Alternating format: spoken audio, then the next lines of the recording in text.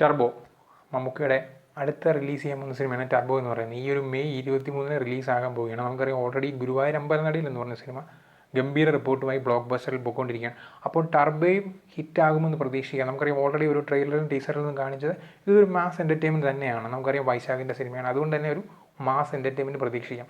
അതിലുപരിയായിട്ട് Mithun manual തോമസിൻ്റെ ഒരു കഥ കൂടിയാണ്. സോ ഒരു ഡിഫറെൻറ്റ് അപ്രോച്ച് ഉണ്ടായിരിക്കാം കഥയിൽ.